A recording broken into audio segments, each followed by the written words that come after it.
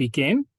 So good afternoon, everyone, and a warm welcome to everyone for joining us for today's webinar, Irish Circus and Performance, From Heritage to Practice, hosted by the Irish Society for Theatre Research. So my name is Barry Houlihan, archivist at University of Galway. I'm part of ISTR, and delighted to have such a great panel of speakers lined up today, each bringing years of experience and knowledge and no end of passion for all the work that they do in circus and performance and all related fields in Ireland. So a very warm welcome to Lucy Medlycott, to David Duffy and Kathleen Doherty. We'll hear from all of you individually shortly. Just a little preamble maybe about how we arrived at thinking about today's topic, and it really came from conversations over a good number of months. There is a year or more now with people like my colleagues at the Centre for Drama, people like Dr. Ian Walsh and Lucy, of course, here, and David and others that we've been talking with about circus, about who is making the work, but where it's been made, but also what's being preserved, or worryingly on the heritage side of things, what isn't being preserved, and what are we potentially at risk of losing if those conversations don't happen. So loads to chat about today. I'll introduce three of our panelists now briefly. They all have an extended bio, an overview of all the great things they've done on the event page for today's event. Each will give a piece of about 5 minutes or so individually, and then we'll have lots of time for Q&A and discussion then for the rest of today's hour and for the rest of today's session. Okay, so without further delay, I'll introduce our three speakers. So to begin with, Lucy, co-founder and current director of the Irish Street Arts Circus and Spectacle Network, or ISACS. It's a membership organisation which aims to celebrate, advocate, grow and sustain all these collective art forms. And prior to that role with ISACS, Lucy co-founded and established Bui Bullock Carnival Arts Company in Wexford. David Duffy is part of the widely known Duffy circus family, inheriting his father's love of horses, and took over the mantle of training and presenting the circus's stable of horses ranging from the miniature Falabella ponies to the show's famous Palominos, Arabian stallions, and the Belgian draft horses used in their world-class horse riding shows. In addition, David and his father have masterminded the development of the family circus from a small company playing one-day stands around the towns and villages of Ireland to a top-class production company, utilising latest innovations in technology and bringing artists to the company, to the circus from all over the world, and audiences to them. Next to Kathleen Doherty, whose work merges contemporary dance, aerial and circus and performance art. Kathleen is a graduate of Northern School of Contemporary Dance and Florida State University.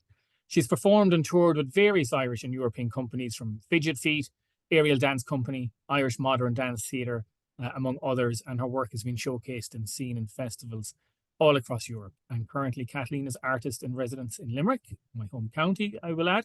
So bonus points.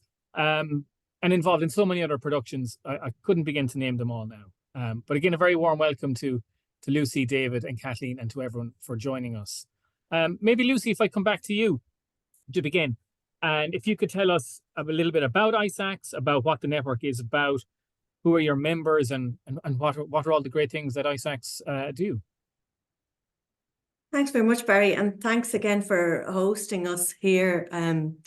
It's very exciting to be able to talk to the people in the Irish Society for Theatre Research.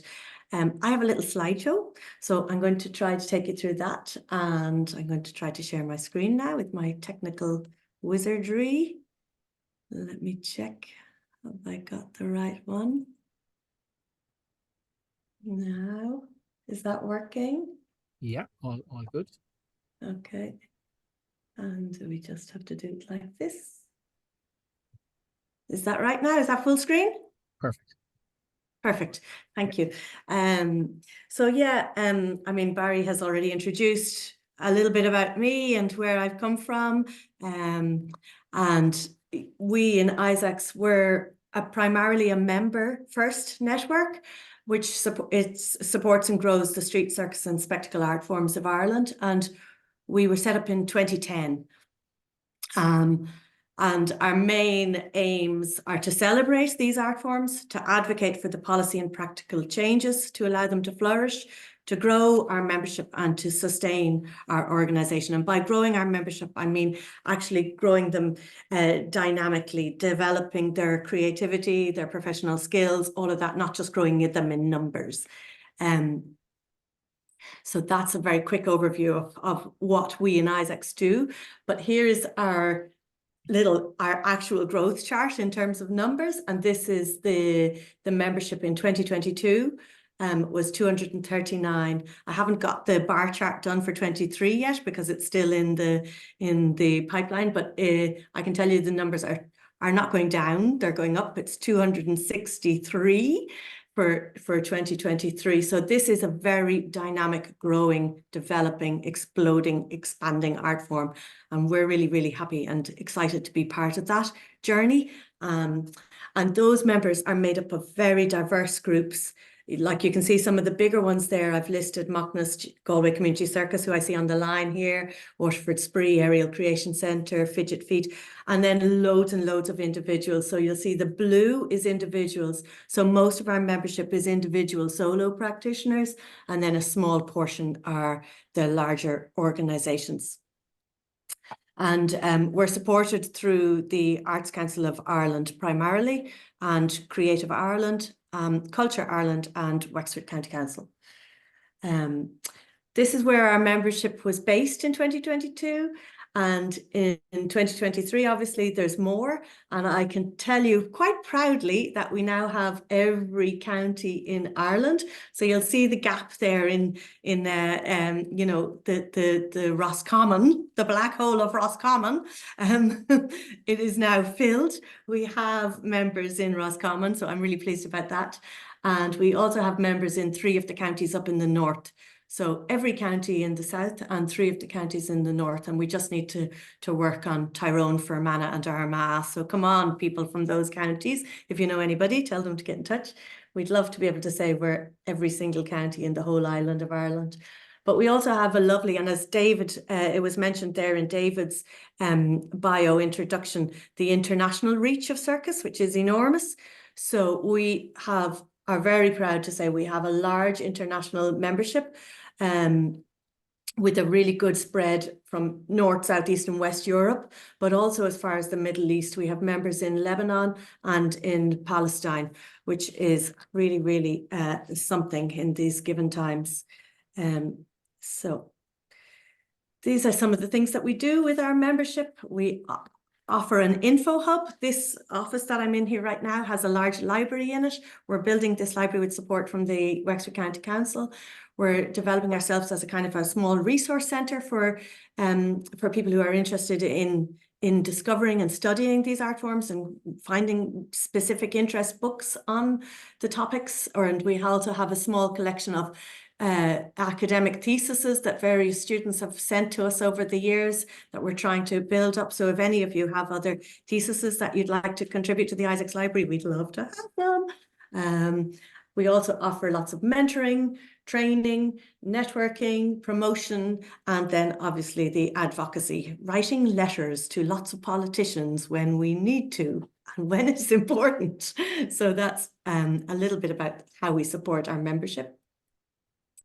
And then the big question, what is Circus? And I'm not going to go into this too deeply because I know David and Kathleen are going to go in more from the artistic perspective. But I guess some adjectives which you could use to describe Circus, or which people might use to describe Circus: daring, inventive, courageous, fun, romantic, fierce, nostalgic, comic, all of those things and more, okay?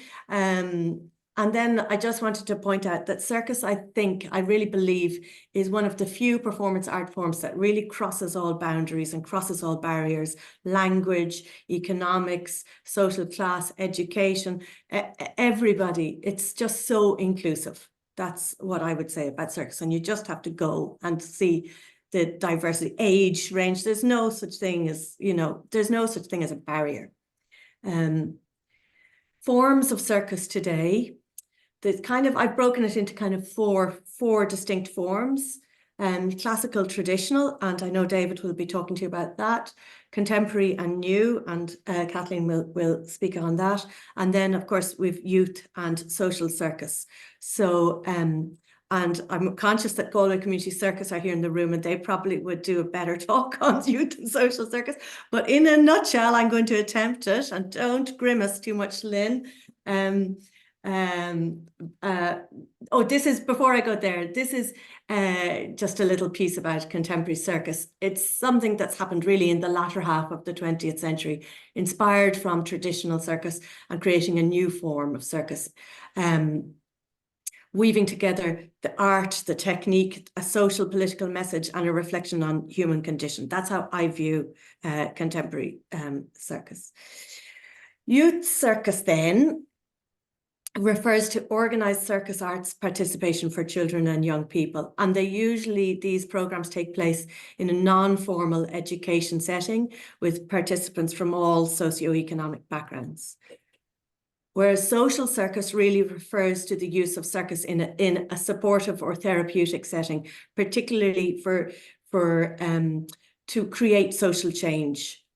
You know, that the purpose of social circus is to make transformational social change.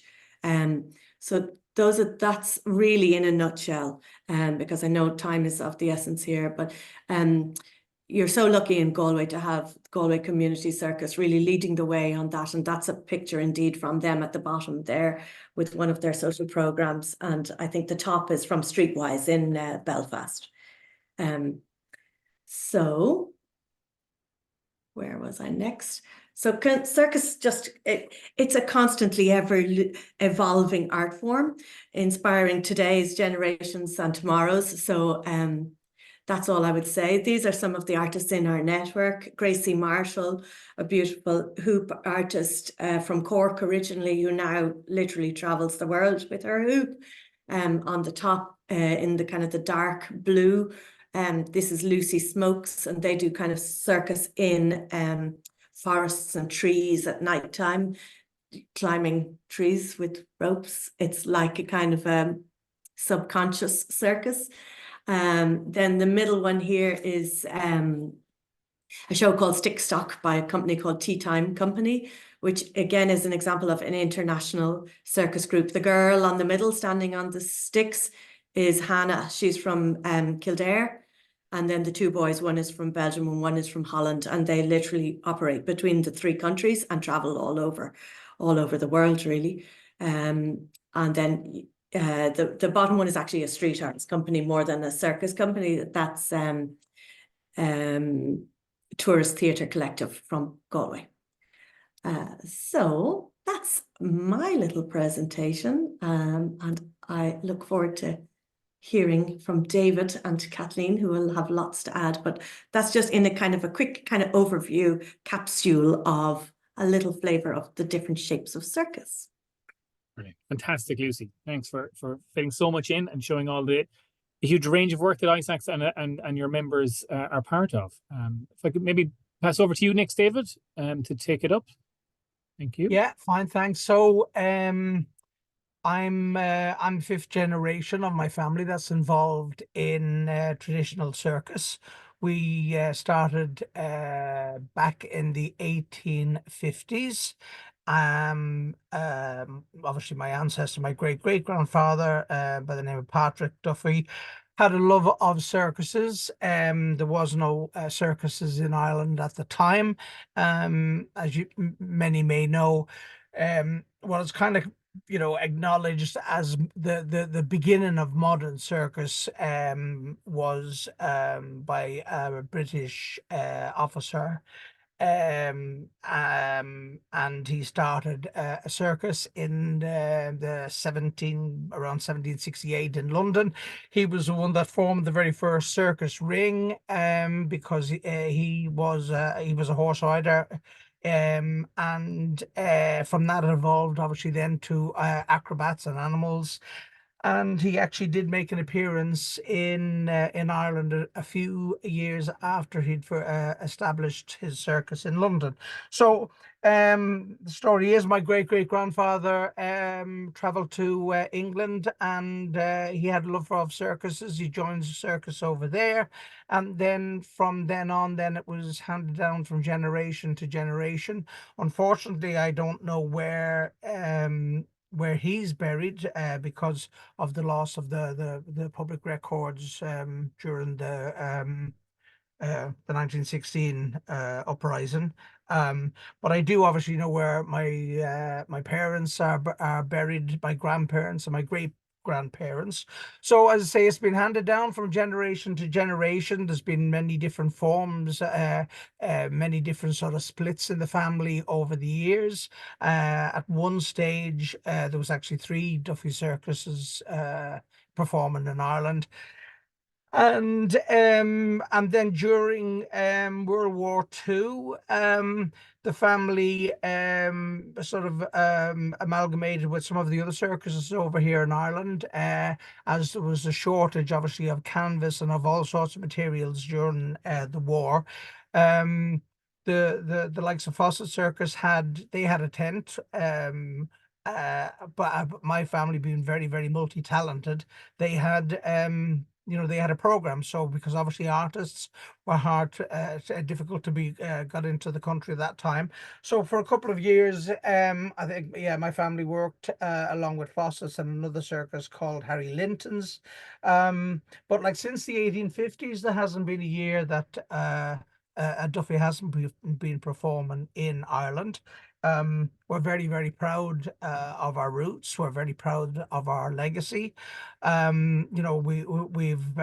We've gone through many different different issues in Ireland over the course of our history.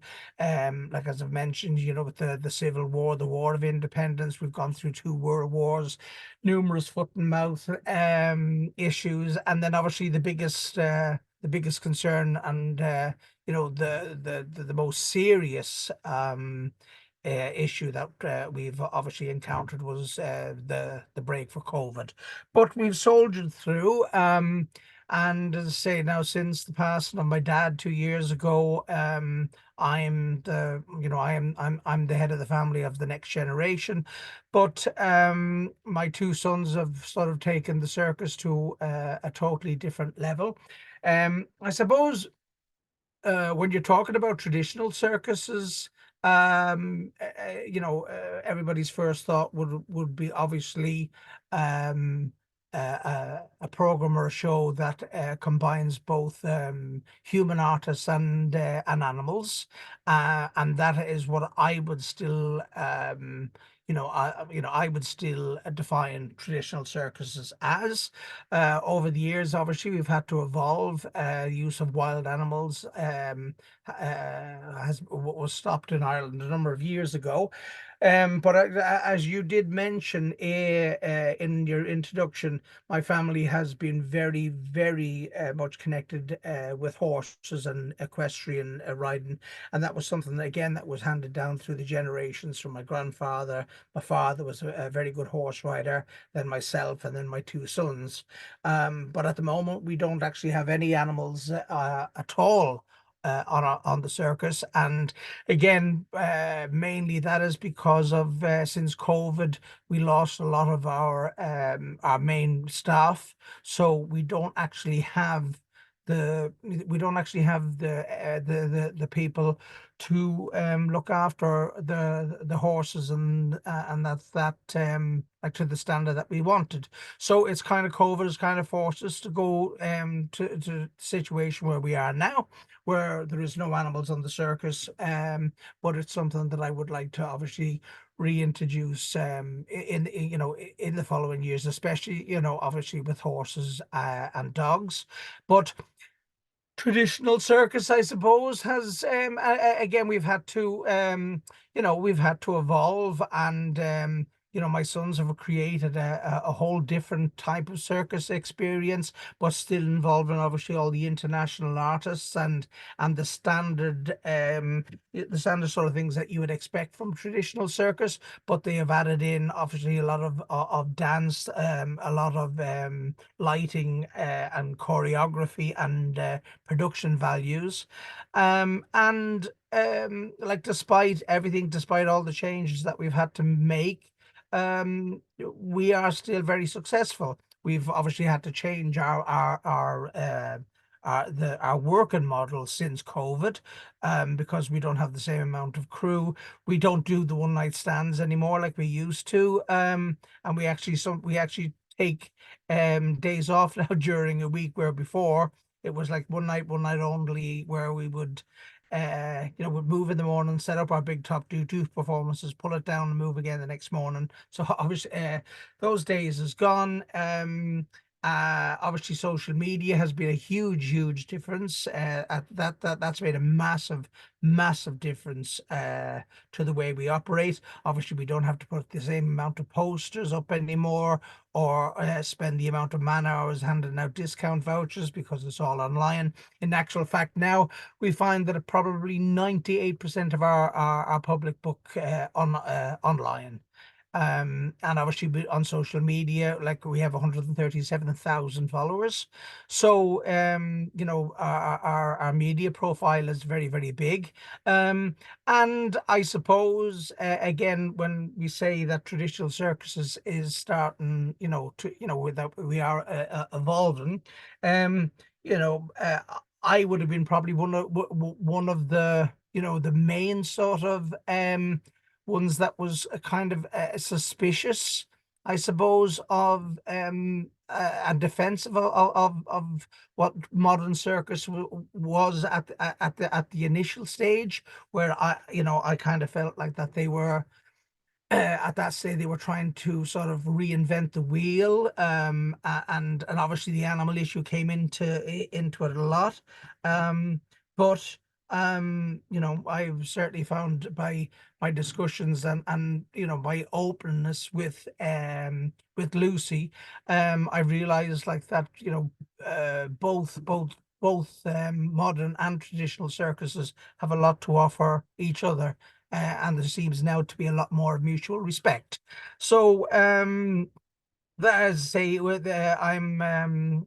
I'm fifth generation. My sons are sixth, and we have no plans to see Duffy Circus stopping touring at any time very soon. And as Lucy said about circuses, I mean, it is very much so a very diverse sort of a family, where we have artists from all parts of the world. Obviously, so many different religions, so many different nationalities, so colors, creed, and it's never ever mattered at all. Nobody has ever looked at anybody as being anything different to each other, except for our love and our hard work and passion for circus. And it's also obviously something that is been very prominent in Irish culture in general, because we have grandparents and great grandparents that are coming along to the circus now still, that are bringing their earlier generations, and they like nothing better than to reminisce about their first time visiting the circus. So I mean, it is we do feel like they were a very important part of culture in Ireland. And a couple of years ago, Irish circuses and fun fairs were recognised by UNESCO, and that was a very after being granted arts by the Arts Council, by being recognised as an arts form back almost 20 years ago. I suppose that's that being recognised by UNESCO has been probably two of the biggest steps that's happened in the last 20 years. Great. Thanks, David. Fantastic overview. An incredible lineage and tradition, and also the story of evolution there, and how you've adapted to all the times over the years and centuries. Thanks so much. Kathleen, if I could maybe come to you next, as a performer and artist, and yeah, pass over to you. Okay, absolutely. Kind of, I'm not prepared to follow you, David, sorry. And I have so much respect for the art and history from where what I have made my career from where it has come, that I don't want to feel like I'm overstepping any boundaries with my explanation of what I feel like contemporary circus is. And I think, then I can't speak for the art form in its totality. So I'll speak for myself, which is for me, it's about having as many tools to get a message across. And a lot of the time it's conceptual in its manner, where maybe more traditional circus might not have that that initiation point. So for me, it's about, like looking at like street artists. I was working with a street artist in Latvia last year. And then for me, it was amazing to see these different perspectives and understand where I can get a message across that is not solely through the apparatus I'm working with. And I guess maybe I should start with a little bit of my background. I started doing ballet. So I was lucky enough to perform with the Irish National Youth Ballet, and then I went to the States and I performed with the Tallahassee Ballet and the South Georgia Ballet. Went to get contemporary, worked with a whole load of companies, and then found aerial. And in the 10 years of me being an aerial artist, it was really important for me to find a moment to honor the heritage, because the heritage of contemporary dance is ballet, or maybe before then were the traditional dances, which we would have covered in our schooling. And then in aerial, it was really important for me to take the time to really understand the tradition of circus itself, where it came from. And I was really lucky that I went on a tour with Fawcett's. I spent the season there, and I was able to talk to people and understand a bit more of the heritage through living a tiny part of it. And I'm really grateful for that. And it's really interesting, then coming out, and as I'm developing as an artist, the conversations that I'm having around, the difference between maybe clowning and theatre, how an actor approaches an audience and how a clown might approach an audience, and then how that can develop, through an understanding of what you're wanting to say, and what you're wanting to say within your art. So most recently I was working on a piece called Mishnach, which means hope. And it's a direct reflection on what's happening in the world, and how when one of us bleed, all of us bleed. So I was talking to a friend of mine who's a clown, who comes from a traditional background. And it was really interesting speaking about this understanding of connection to an audience, which crosses all of the art forms. And so by having conversation, I'm really enjoying the experience of knowing about our shared humanity, understanding that our purpose is to communicate and be with people, and in maybe different ways. It's either to entertain or inform or inspire. And I'm really enjoying that journey. So that is my slightly chaotic introduction to myself, and I'm going to pass it back to you. Brilliant. Thanks, Kathleen, and Lucy and David as well. You've all brought, such different perspectives and then overlapping pieces as well. That comes back to about work evolving, but audiences and as well as audience, the members that are coming on board, new companies forming. And you mentioned the breaks that COVID put on so much of your individual work, David, as well. And we might come back and discuss a few of those things. But even thinking about touring at the moment, if I could put a question to all of you, how has that shaped your work in the last number of years? Have your destinations changed? Has there new ones come on board? Are you finding out new audiences? And is that a challenge, even with the, maybe additional benefit of social media, of being more visible online? How are you putting the work out there and getting new audiences? Yeah, I can answer. I'll make the first thing on that. Okay. So like social media certainly has reached out to a much bigger audience. It's much easier and quicker, to show the general public what it is that you're doing, because obviously we would encourage people during the performance to take as many videos and you know, put them up on TikTok or you know, on our Facebook page. And like, we find again that the word of mouth and the video footage that the public put up is hugely important, because it's one of the things that we announce at the end is, you know, that one good recommendation from any member of the public is actually better than, you know, all the publicity that we can put out. So I mean, like, that has you know, that has had, you know, a major change. As I said to you, we you know, our like, now we would play in the region of 60-70 locations in a year, where before that it was either, you know, it could be it'd be, you know, double, maybe treble. Where we mostly now stay in a location for a week, closed on a Monday and a Tuesday, and then we would open them Wednesday, Tuesday to Sunday. So obviously we're trying to attract people to actually travel to the show, to the circus, rather than how it used to be in the old days, that we used to travel to them, where we used to play like every like little village and town over the country. But again, that just it's just not feasible because of the size of the circus, because of the economics that's involved in you know, with obviously with fuel and so forth. But I suppose, you know, and something that, you know, my ancestors and you know, the you know, other circus companies, you know, Teddy Fawcett, the late Teddy Fawcett, it was one of his greatest pains was the lack of council properties that have been made available, especially around Dublin. It's been a massive issue, and like, you know, since COVID, we thought that maybe things would change and the outlook of the councils would be different. But there is councils, you know, like, but it can vary. Like South Dublin Council, where we play for Christmas, I mean, they're very supportive.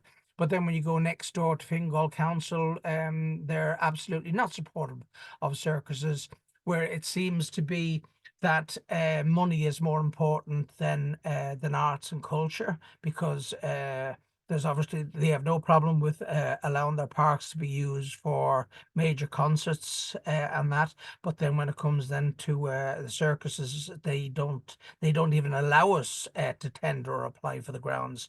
So even though we have been recognized by UNESCO and we're supposed to be protected and assisted in many ways, we still find there is a lot of there is a lot of issues with that, and it would be probably one of my that would be one of my biggest concerns, because like, obviously a lot of grounds disappear over the years. You could be on a ground, on a site one year, the next year you pass by and there's a housing estate or a shopping centre on it. So you know, that would be one of the biggest things going forward.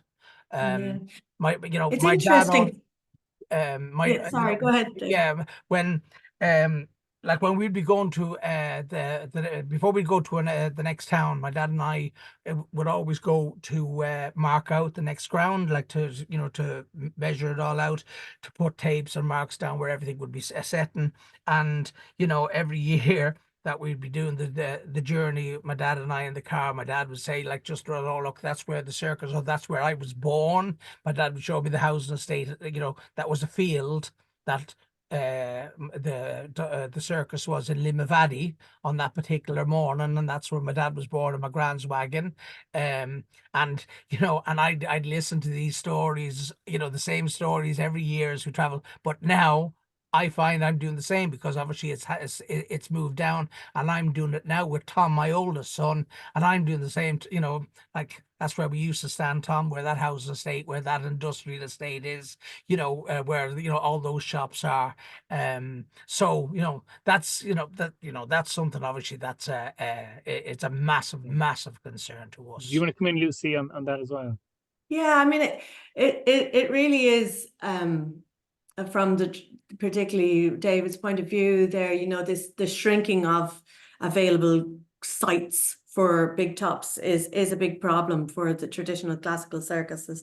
But I guess what's interesting is circus is now happening in all sorts of places. They don't actually have to happen in big tops solely, like sometimes, like the one I showed of Lucy Smokes out in the forest, just on the bare trees itself, or it could be in a warehouse, or it could be, you know, like Fidget Feet, I see Chantal there, you know, swinging from a crane over the city. You know, it's changing form and shape and taking many different places. And I think with that, the audience is evolving as well.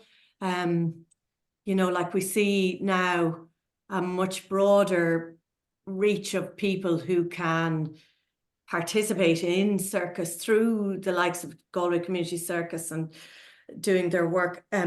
It's expanded beyond. So for me, your question about audiences is very relevant, because it is an audience that I think is growing, and I think it is changing in expectation as well. And I think it is a very exciting place to be. You'll see all over, well, I don't know if your algorithm is the same as mine, but I get a crazy amount of ads for This Is Pop Babies show in Dublin St. Patrick's Festival at the moment. And it's circus. It's not theatre, it's circus. It's cabaret, variety, vaudeville, and a load of the ISACS artists are out there, and they're such high quality. Like really high quality. Lizette Kroll, Aisling Nikialig, you know, doing incredible, really world-class stuff. So, you know, that's quite exciting to see opportunities like that coming about for the next generation and for audiences to reshift their mindset of what the circus can be, you know, and hopefully bring them back into it, you know. Yeah, absolutely. And Kathleen, you know, you said you had all this grounding and, you know, respect obviously for the traditional circus, but your practice is aerial, it's very modern, it's contemporary and new. And then when you're going abroad, when you're touring in Europe and elsewhere, then are others seeing you as an Irish circus artist, as an Irish aerial artist, or, you know, is that as recognized a thing as it perhaps should be? And how are you kind of interacting in those networks then in Europe and elsewhere? So it's been an interesting thing. When I oftentimes, depending on the situation where I'm in, so say I'm abroad and I'm talking to dancers, I will be that circus artist. And when I'm talking to circus people, I will be that aerialist. Or when I'm talking to, you know, maybe like, or circus people, I'll be that dancer. So this kind of definition can really depend on where somebody wants to box me.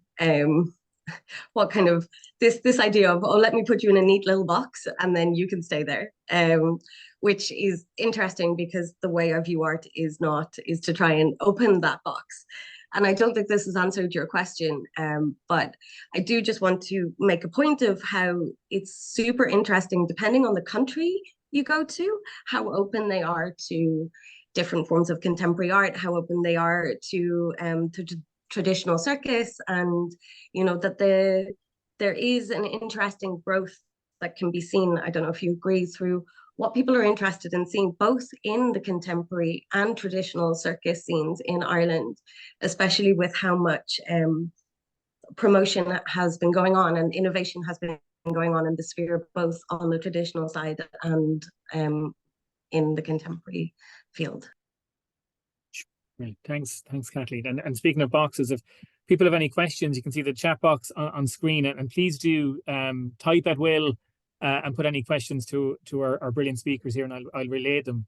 But maybe one more point again for everyone to weigh in on, and it's a big one when it's this, as we've heard from all three of you, this immense heritage and tradition and culture of circus, and it extends beyond what theatre is, but it's performance. And you know, there is, I see this, I guess, from a position of being an archivist, working a lot on Irish theatre and performance here in University of Galway. And there is a huge gap there on how we have access to the history of circus, history of performances, of aerial, of dance, and all these different disciplines. You know, what are we risking of losing if something isn't done to actively I guess, document that, archive that, because it's such a huge thing, and it's also such a big part of our own culture of being Irish and being here. If anyone wants to weigh in on that huge question? I'm just bursting for this one. Like, it's so important, and I know David will have a ton of stuff to say, but it is so important because the knowledge, as David has just said, you know, from that he's inherited from his father and that he's trying to pass on to his kids, like, it is crucial. If we don't catch it now, you know, peter away, like, it'll just vanish into the thin air. Like, there's posters, there's photographs, there's newspaper clippings, there's props, there's costumes, there's all sorts of things in people's attics crumbling. And that to me is a travesty. I'm like, this has to be saved. This really has to be protected and saved. How are we supposed to know who we are if we don't know where we've come from? You know, we've got to absolutely preserve it. And like David has mentioned a few times there, the UNESCO status. So that's a thing called correct me if I'm wrong now, David, the inventory of intangible cultural heritage. Yeah. This is a fantastic inventory of kind of folk heritage, if you like, that's kind of handed down. It's kind of oral heritage or intangible heritage. That's what it is. But it's stuff that hasn't been written in books, basically. So there's on the list, it includes like lace making, Irish cattle breeding, Irish draft horses, fly fishing, basketry, and now they've added traditional circus and fairgrounds. And this is a particular culture. It's distinct culture and heritage and lifestyle that I'm sure David will agree. Like, I'm really hoping that we're able to somehow advocate for a really good national archive to do something about it, because it has influenced so much, not just in our own circus bubble, but in the theatre world, in the visual art world, in, you know, all the performing arts, music world. You know, it has had an enormous influence. You know, David regularly reminds me Jack B. Yeats used to follow them around, you know, doing pencil drawings of the big top, and you can see the famous singing clown in the Sligo what the hell is it called, art gallery. The model gallery. Thank you. The model gallery. That would be a travesty if I couldn't name that. You know, those pieces of art are very important pieces of art, but what about the people that actually embody that? So, David. I actually, if I could jump in here, it was really beautiful and something that I didn't know so much. So when I started the season with Fawcett's, I didn't necessarily have as much background information as I would have loved, but I got to spend a lot of time with Hersha Fawcett in her wagon, hearing about the stories. And she's 92 and she's seen and done it all. And for me, you know, it's not something that I could find on the internet. You know, the story of how it was, and, you know, with the animals, and, you know, how the life was, and how this is fed into how the life is now. And, you know, the little things about, you know, even she talked about making costumes, and it was such a joy and an inspiration. And like you say, to lose that information would be an absolute travesty. Yeah, well, and like, as you say, you know, Hertha Fawcett is cut out of the exact same mold as my dad.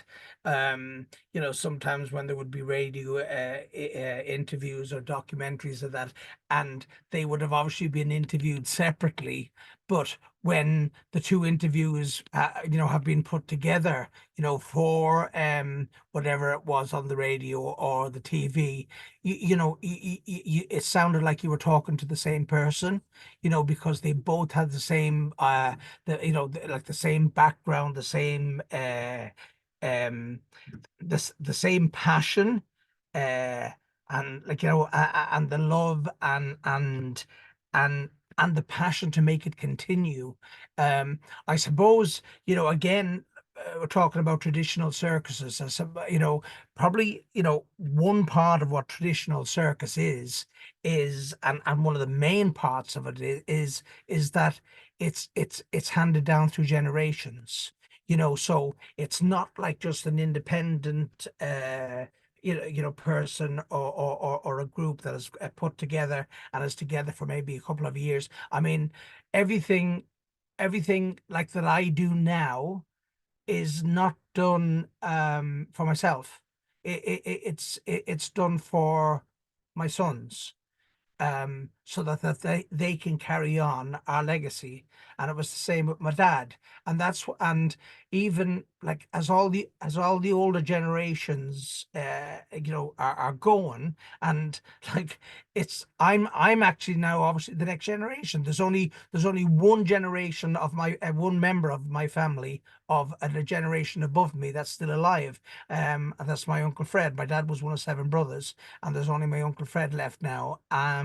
And if the stories aren't documented, and if they're not stored somewhere, then them stories are gone forever. Because even now, like the stories are starting to disappear. Because although I've absorbed an awful lot from just from sitting with Dad and with my uncles and whatever, it's got to the stage now that in not okay, maybe not so much now, but certainly in the 12 months after Dad died, people would ask me questions, about something about that's in about the history of our family or circus, or show people in general.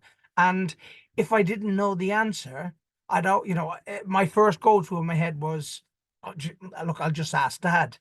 And even after 12 months after Dad was gone, that would come into my head, and I think, no, I can't ask Dad, so now I can't answer that question, if this makes sense. So that story, now that story is gone. It's gone from, because the last one that remember that story, it has died. And I can't carry that story on, because I either didn't know, I hadn't asked the question, or I'd forgotten it. So from a personal point of view, I think it's so important, for the heritage of of circus, and of circus families and circus tradition. It needs to be stored somewhere. Otherwise, as I say, those stories are going to be gone. When when the likes of Hertha Fawcett goes as well, that's that's a huge encyclopedia of knowledge that Hertha has, that nobody will ever have again. And nobody will ever listen or be able to tell those stories about how she her and her family had to escape from Czechoslovakia during the war. How they were nearly taken and put in concentration camps, but they managed to escape. So all those stories, and and the stories that my dad would tell us of during the war years, of the ration, and how they would have to go to the local shop or whatever with the coupons or whatever to get whatever a few ounces of butter or whatever. My grandfather would tell the stories of traveling through West Cork during like both the Civil War, the War of Independence, of coming across roadblocks where roads would have been dug up, obviously, to stop the British Army, or as in the case of the Civil War, either side, the roads could be mined. And obviously in those days, my family, everything was horse-drawn caravans, and they would have to pull up on the road. They would have to fill in the trench, move all the caravans over, and then redig the trench again, because they were aware that they were being watched. So all those stories. I mean, again, just quickly, a story. My dad told me about my grandparents. They were raided one night by the Black and Tans, and my grandfather was held up at gunpoint in the caravan, and my granny was in the kitchen at the time, and she was cooking, and she had a bucket or whatever it was full of, like, mostly coppers and coins, and that had been taken on that day from the public, and she threw it into the oven quickly. So it wouldn't be sold, so that they had money to continue and feed themselves the next day. And luckily, the only person that seen it was my granddad, and none of the, because my granddad said afterwards, like, he could have been shot for that. And they're all stories, you know, like that you know, circuses, how we, you know, how we're involved so much in Irish history and Irish society, and that, and the stories that say, you know, that they are going to go, if it's not, and if we don't do it very quickly, you know, it's going to go, because the, you know, the older generation is, you know, the generation ahead of me is almost gone, you know, and there's only so much that stories now that I can tell. Yeah. I mean, you still know so much, David, about how the story of and history of circus is tied up to the social fabric, the political fabric of the country, of Yeah. all of us. It's a witness to the country evolving since the state was founded and before. Mhm. And even interesting, Lucy, just some of the stats you put up at the very beginning. I think 2012 ISACS had 10 members, and Yeah. now you're north of 250 or something, or Yeah. close to that. I mean, that obviously reflects another changing demographic of the country and different cultural styles, different influences, and a changing population. So at the other end of it, circus and street performance and spectacle is also then recording maybe what's happening in the last 10, 20 years of change. And have you seen all these different new members come into ISACS bringing something very different as to what was there before? Oh, it's a very diverse pool of members, like, but what's very exciting is that the art form is so on the cusp. Like, for me, is a whole new renaissance and a new groundswell of interest in circus. And I think the interest goes right back to everything that David is talking about. You know, it's such a fascinating subject, and it's such a fascinating art form, and an exciting art form. Like, I think people are very inspired and want more. And I think, you know, COVID kind of brought it out. People, you know, bread and circuses. It is a thing. People love bread and circuses, and that's not going to go away. Yeah, it's part of so much of what is at the heart of this conversation today. Is if we don't do something soon, you know, the risk is there. Oral history is a key one. It's an obvious one, and that should happen, and that has its own time urgency in some cases as well. But behind that is what is the, I guess, the mechanics of memory. What are you know, the circus memorabilia that's out there? Is it in people's sheds? Is it in people's caravans, attics? Where is that? And is that rotting away in places that potentially it can't be rescued soon? David. Over to Okay. David again. Yeah. So I think that's a David question. yeah. Okay. Yeah. So I wouldn't necessarily say that a lot of it is rotten away. I mean, there's a lot of collectors, you know, in the country even now that would have posters, like going back, you know, over 100 years or more. There's loads and loads of photographs out there. There is little snippets, you know, coming out in books and things. As I was mentioning in one of our other meetings, in Sandy Kelly, the country singer, she released a book there at the back end of last year, and you know, a lot of her stories were from the days of the fit up shows and of the, you know, the where her family came, and a lot of famous actors and that have all come from that, you know, from that genre as well. So there is stuff out there, you know, there is a lot of stuff out there, but you know, I think it's really important that you know, it is gathered, so that it is in one place that you know, that's easy accessible, and along with that, I really think that, you know, the verbal history, you know, the stuff that hasn't actually been written down, I think that's so really important as well. The stories that haven't been told, that needs to be told, that haven't been told yet, that haven't been put into print, you know, that nobody has access to. I think that's hugely important. But there is, I mean, there's a wealth of stuff out there. There's a lot of people that are still very interested and passionate about circus and circus history. But I think it's important, along with them, I think it's really important to talk to, you know, the circus people that are still alive, you know, the likes of Hertha Fawcett and that. I think the stories need to be told and saved.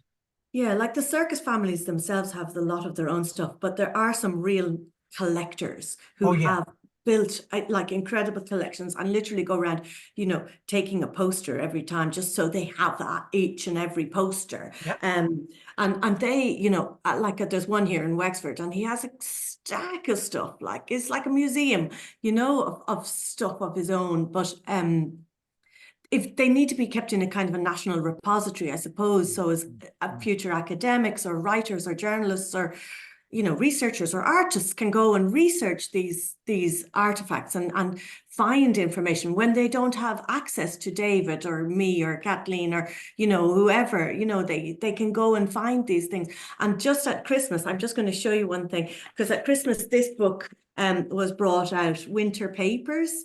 It's Kevin Barry is the editor, together with Olivia Smith, and they did a whole Peter Murphy and did a whole oral history of circus, where he interviewed both David and Charles O'Brien and the Gerbolas, Tara Gerbola.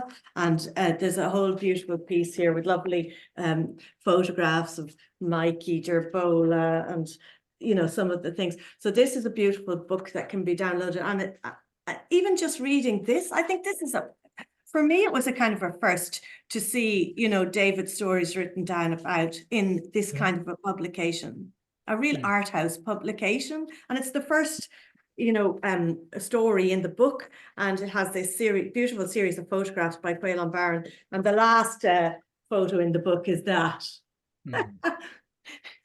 It's just a gorgeous book. So like even things like this, leave a trace, for future readers, writers, enthusiasts to find, And even on that, there's a great point in the chat there from Andrew Loreto, who said, yes, the collecting obviously is important on its own merits, but it can be an inspiration to future artists, current performers, people like Kathleen and others. And Andrew mentions Fidget Feet as an example, working in collaboration with, say, a university partner, researching digital archives, celebrating circus traditions and stories through contemporary performance. And I mean, that can create new work, respond to the archive, respond to the heritage and tradition by having artists today make new work from that tradition. I mean, that would be something really exciting to see happen as well. Yeah, and we're hoping, together with David and the circus showmen and the University in Galway, to put an application in, just in response to that, Andrew, to the Community Heritage Fund, to try to set up a national archive. We already put one in last year, but unfortunately it didn't get selected. But we're hoping to submit it again this month and see, can we get it, because we have the proposal written up. We just need to get some funds, really. So any benefactors out there, you're all very welcome. Will speak to us after, absolutely. We're nearly up on time. I think this is just another good point to mention. I don't know enough about this, but about third level circus school or training in Ireland, in Montreal, this Chantal mentions in the chat, a national circus school have a huge library and collection. So Lucy, you're building it with ISACS at the moment, but that's something so important as well, collecting where people can go to as a research point or a resource point as well. Yeah, well, ours is nowhere near a university standard, but it's a small start, and it hopefully might encourage a university somewhere to build a library of particular resource materials on this topic. I'm starting a list. If anyone has any books they want me to add to the list, I don't have the money yet, but we can add them to the list. Great. Yeah, we're nearly up on time. If there's maybe one last question or comment from anyone, speak now before I. Or forever hold your peace. Well, I mean, I think these conversations that we're having even now is a start. At least we're starting to have the conversation. At least we're starting to, lay the foundations, because now, people are starting to realize how important the history and the culture is, and I think it's this, it's a good start. It's a good start that we're actually talking about it. Yeah. A question there is, what was the book Lucy showed today? It was Winter Papers. Winter Papers, Tina, by Kevin Barry and Barry. Olivia Smith. It's a beautiful publication. It's an annual staple. It's lovely. Hey, Chantal. Hey, yeah, I was just going to say it was really moving when you said mutual respect. So I feel, and also it's great. Like I was so excited to know that this was happening. It's great to have Kathleen speaking as well because she's crossed both worlds, performing as a traditional a contemporary circus artist in a traditional circus. So I really liked what you said, the mutual respect. And I feel we in Ireland are actually in a really good place that there is that mutual respect between traditional circuses and contemporary circuses currently. And ISACS has been a great, like Lucy's been really good in making sure that that keeps going together, because in different countries, the traditional and the contemporary can move away too much. But I think the words that you use, David, mutual respect and understanding each other. And I'd be interested to know in 5 years' time, if we're having another talk like this, what has happened because of that mutual respect of what we can do as ISACS, as different organizations, as traditional circuses. And I was really happy to hear that you want to bring the horses and dogs back, because I didn't realize it was COVID that made that a social thing, that it wasn't the other. So yeah, I'm just really thankful that I was able to come and hear you speak and Kathleen speak and Lucy, and more of this mutual respect is great. Brilliant. Thank you, Chantal.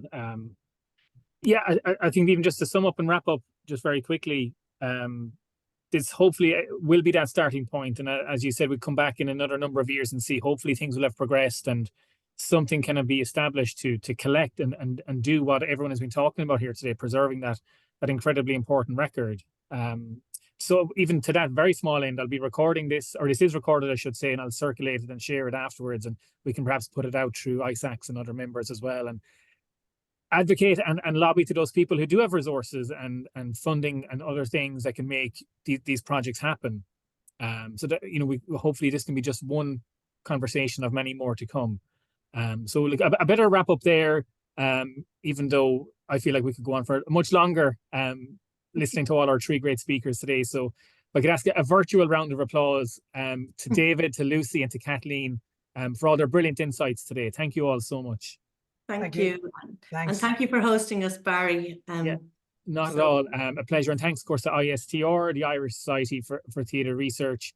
And it's important for us as that community to be in these conversations with more diverse and different groups of performances.